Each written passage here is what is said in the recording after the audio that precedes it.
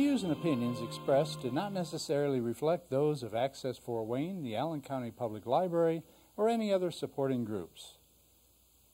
If you'd like to produce a show, call us at 260-421-1250.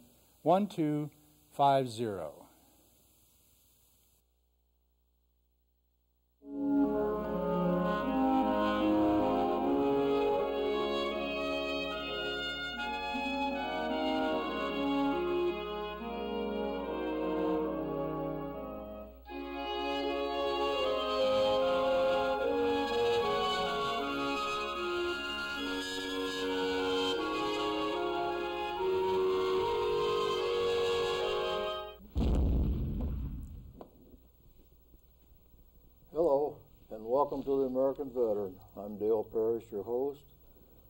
My co-host is Bud Mendenhall. With us today is Carl Fowler and Lynn Shady, and our guest for this program is Dave Martin. Dave, you was in Korea in 1951. You earned the Combat Infantry Badge. I see you have a Purple Heart. Right.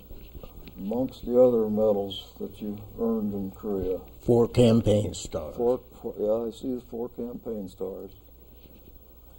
So, want to tell us some of your experiences, or how you got there? I have my prepared speech.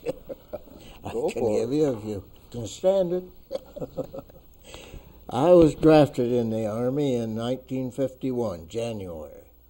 Received 14 weeks of basic training with the 101st Airborne, and then was sent to Korea, landing at Busan on June 25th, 1951.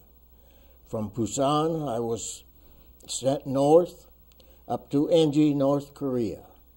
There I become an infantryman with the 23rd Regimental Combat Team of the 2nd Division.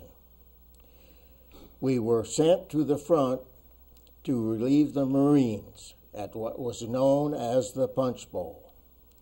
Did you want me to point that out on? Yeah, why don't you show them what you're talking about?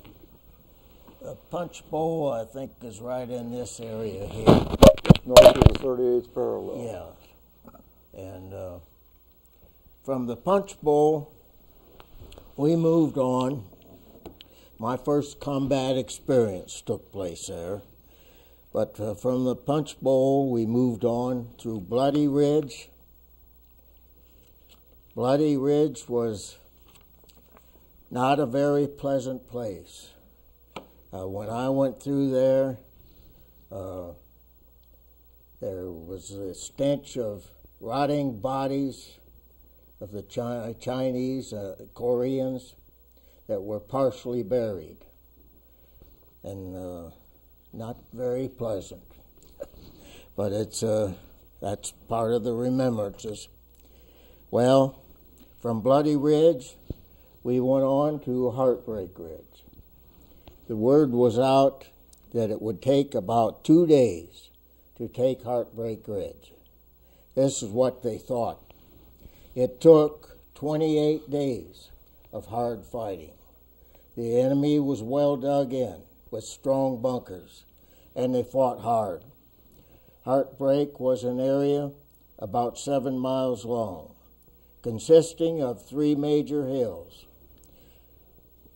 894 to the south, with Hill 931 in the middle, and Hill 851 to the north.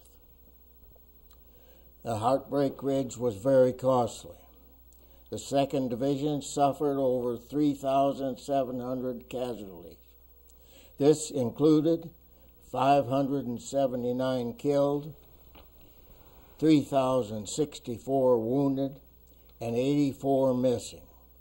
Of these casualties, 1,832 came from the 23rd Regiment and its attached French battalion. The North Korean and Chinese losses were much greater. The 2nd Division estimated enemy casualties as over 25,000.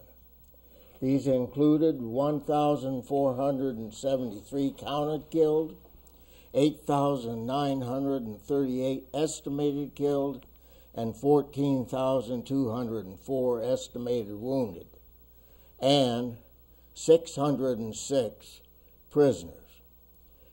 No doubt their decisive defeat at Heartbreak had something to do with the Communists' sudden decision to resume the suspended truce talks, which had been cut off August 22nd and resumed on October 25th, less than 2 weeks after Heartbreak.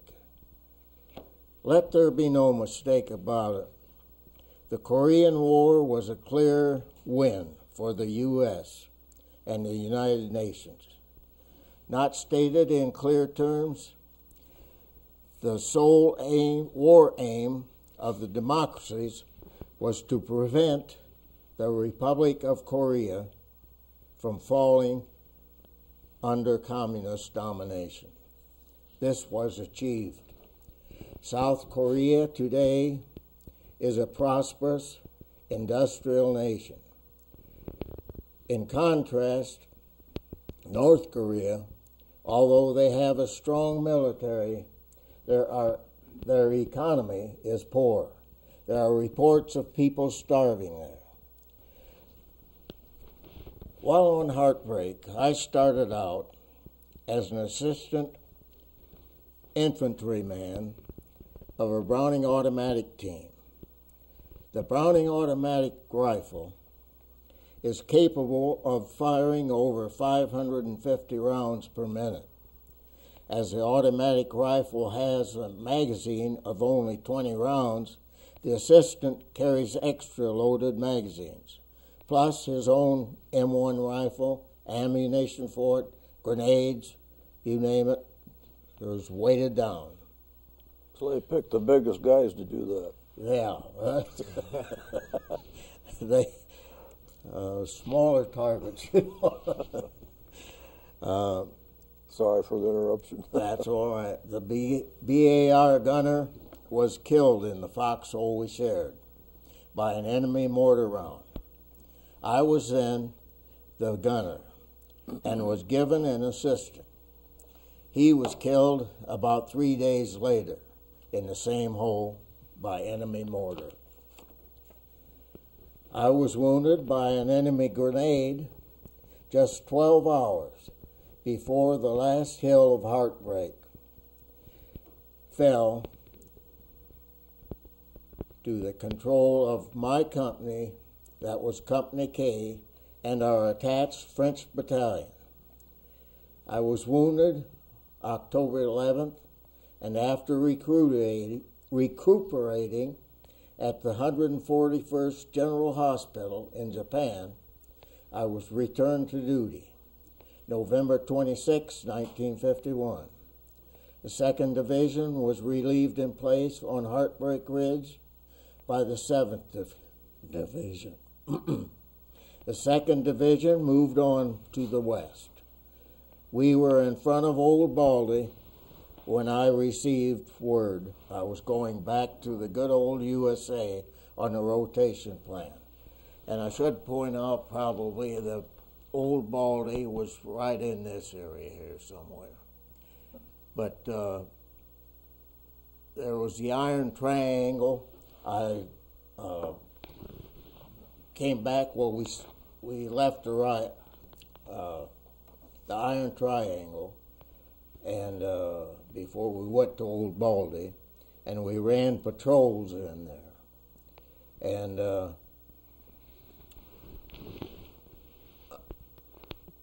one time, it was in November, it was pretty close to the Christmas, really. And we were sent out on this patrol, and we went through a village. And we were going through there and went a piece further, and they decided to turn around and go back. And when we went back through this village that we had just come through, there was a clothesline strung up. And on this clothesline were Christmas cards, little cigarette holders, pins, and what happened, the Chinese volunteers had slipped in behind us. Now, I don't know if they saw us or not, but anyhow, they strung up all this, these gifts and cards for propaganda purposes, and like they were the good guys, you know, quit this job and go home, which we couldn't do that. But anyhow, I have a little pin that I wear on my other hat that is a dove of peace, and on the back of it, it has CPV, I think, Chinese People's Volunteers. Well, that's a medal from the Chinese that I wear. But it's just one of the experiences I had. But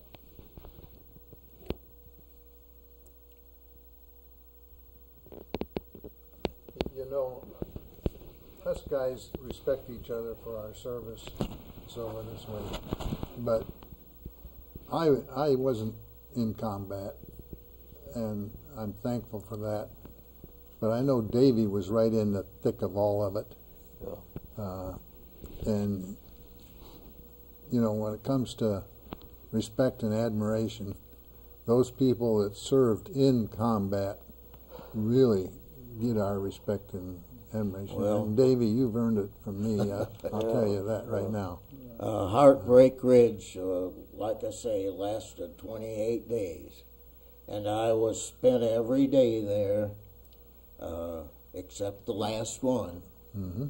And I feel very fortunate that I was sent home, and I was wounded and was able to walk away, and for that I thank God. Right.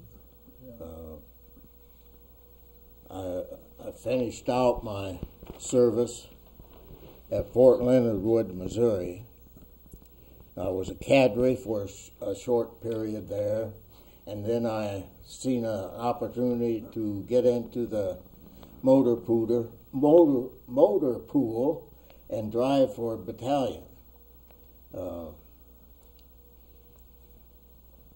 I was discharged October 1952, and I served 21 months. I was supposed to serve 24, but they said due to the combat, they left me out for 21 months. I don't know how true that was, but anyhow, some of the guys seem to think I had an enchanted life. Well, maybe so, but I thank God and consider myself very fortunate to have walked away from so many close calls. Many men died in Korea to keep South Korea free. Freedom is not free. I'd like to close with a poem by a soldier of the 25th Division. It's called The Hills of Korea. There is blood in the hills of Korea. It is the blood of the brave and true, where men battled together for our banner of red, white, and blue. Forward they went into battle, with faces unsmiling and stern, for they knew as they charged up the hillside, there were many who would not return. Some thought of their wives and mothers, some of their sweethearts fair, and some as they plodded and stumbled were silently saying a prayer.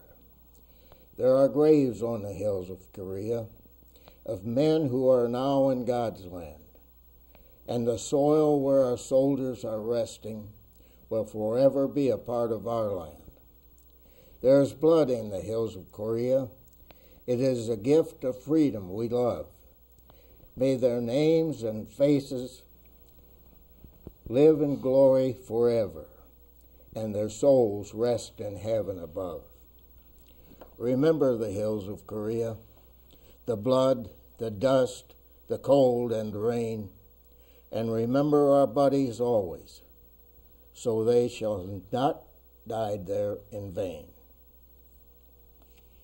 That is very good. That pretty well sums up Sure does. the action and that over there. It was very bloody. Yeah. Yes. And a price was paid for our freedom, and those gentlemen paid it. We were talking earlier about how much weight they carry nowadays. Yes. I figure, how much weight did you carry when he was carrying the BAR plus his Well, plus BAR itself weighed 19 pounds. Plus you had all these magazines you carried for it, and grenades you carried, and it was pretty heavy. But I really didn't think it was so bad when I was there. I mean, Right. Our parade, we just finished for Memorial Day parade. We assembled there on State Street, and I was talking to a veteran from Afghanistan that had been wounded in the face and spent time in Walter Reed. And Davy was sitting at the front of our parade wagon, and I pointed Davy out and I said, "There's a combat veteran. It was a BAR man, Browning automatic rifle." And he said, "You know, we still have that BAR in our weapons platoon yet today, so they're still using that weapon. What, 60-some years now?"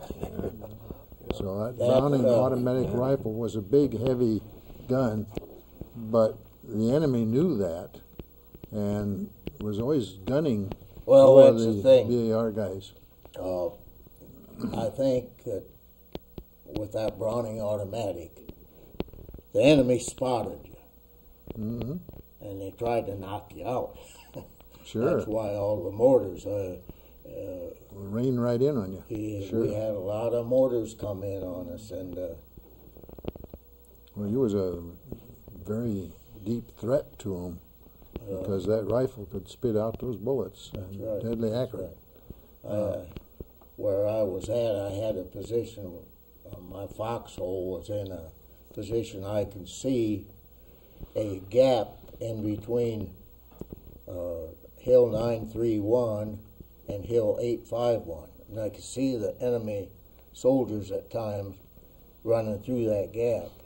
Yeah, And they ran. I made a tough one. Now, on those hills that were numbered, was those numbers correspond to the height of the hill? Was that Right. The how higher they the were? number, the higher the... Right, and I always hear those numbers in relation to hill so-and-so. Right. And I thought maybe, we need to know that was set up by the height of the hill. Yeah. When I was there, I didn't pay any attention to the numbers. Right. I didn't. But they had names as well. I didn't think about them being. I didn't know of anything about the names till later. Oh, okay. I But, wanted to share my experiences. Like I said earlier in the previous program, I was occupation in Korea.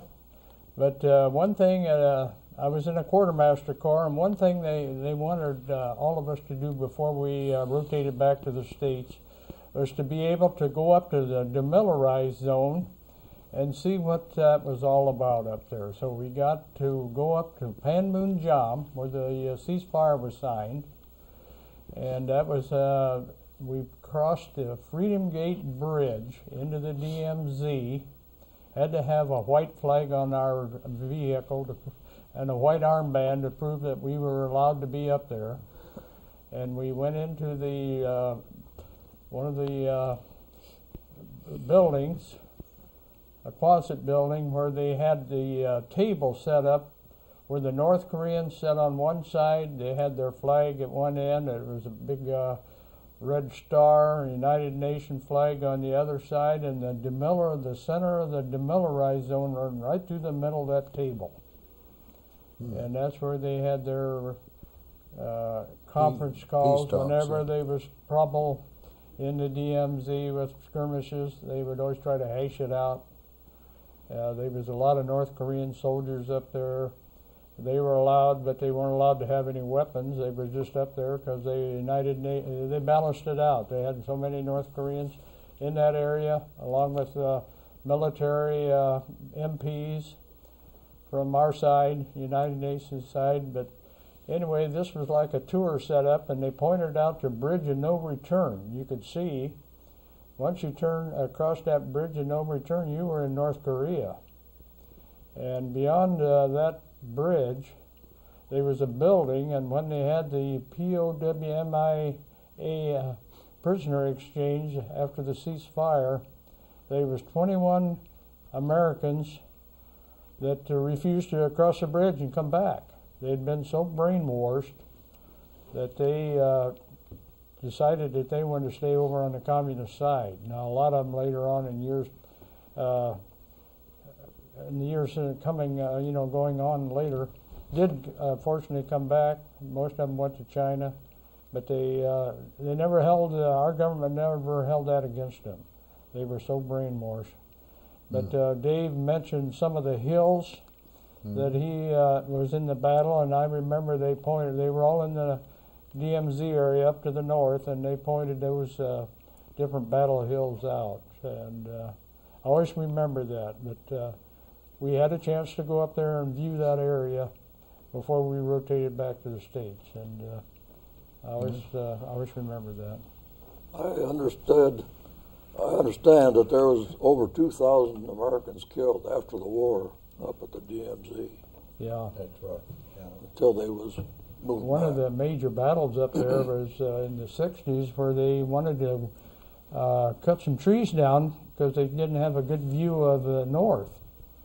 And so they went over into this, and this was in the demilitarized zone area, right at the edge, to cut those trees down so they had a better view, and they were attacked by the north. And several of them were killed, and they was quite a, made quite a deal out of that. But it all blew over, and I mean, they were dead, and I think it was about 8 or 10 of them that were killed in the skirmish. We still know there's lots of strife going on up there yet today. Yeah. And you get to that DMZ zone, and you're taking your life in your own hands, I think they missed their opportunity the last time that they shelled that island. Yeah. I feel that they missed their opportunity. Dave, how old was you when you was drafted? I was probably in my 20s. Was you? Yeah. And where did you take basic at then? Fort Leonard, not Fort Leonard Wood, Camp Brackenridge, Kentucky. Oh, yeah. Okay. Okay. That was with the 101st Airborne. I've got a book at home. It's an autographed copy of the 2nd Division. Oh, yeah. Just short stories. Yeah. If you'd like to read it, I'll bring it to you. Yeah, sure. I would. Yeah. I have in my case here, if I can get it.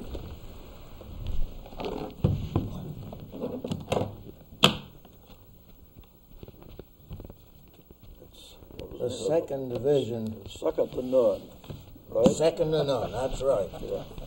There was a second to none. 5 minutes. This is a casualty book of the 2nd Division. Oh. And there's a double listing in there of soldiers that were wounded and killed. And that's a pretty thick book. That's a lot of people. 2nd Indian Head. Look at those names are small, not big print. How many's in there, Dave? Oh, gee, I don't know. I wonder if Well, they have Just listed. glance at that. That's a lots of people. That's lots of soldiers. I've got some figures here. The 2nd Division had over 7,000 killed in action. Looks like a phone book. And wounded in action, they had 16,575. That's quite a few. That's amazing. Yeah. You know, it was a war. Yes, it was. And I hate it today. Here's someone talking about the Korean police action, the Korean conflict. It was a Korean war. It was war. And I'd like to read this. To this day, official publications of the United States denote it as the Korean conflict, along with the Vietnam conflict. All other foreign engagements are called wars. These include the War of 1812 with 6,765 casualties, the Mexican War with 5,885 casualties, and the Spanish-American War with 2,047 casualties.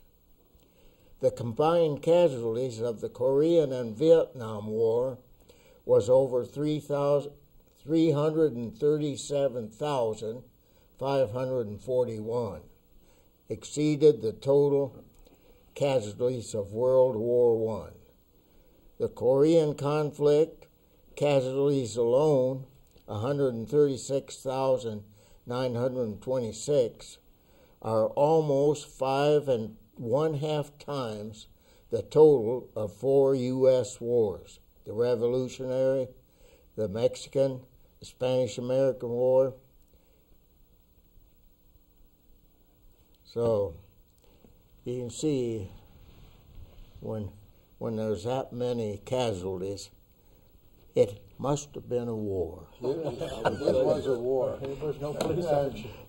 The realities of that war was that the communists was trying to take over all of Korea, right? Right, that's right. And actually, because of the intervention of the United Nations and, of course, the soldiers and that fought that war, we stopped communism, and therefore that was the first Cold War battle, and it really had a big meaning for the free people. That was a turning point, stopping the Russians from trying to dominate all the other countries. Right, exactly.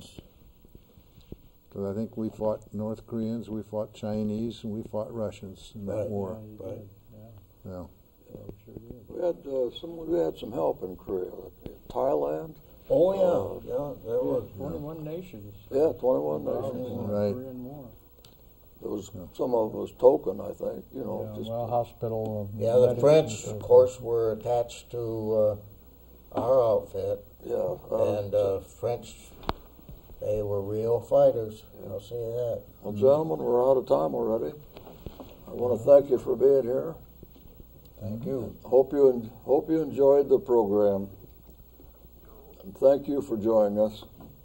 Just remember, freedom is not free. If you see a veteran or somebody in uniform, walk up to them, shake their hand, and say thank you for your service. Good night, and thank you.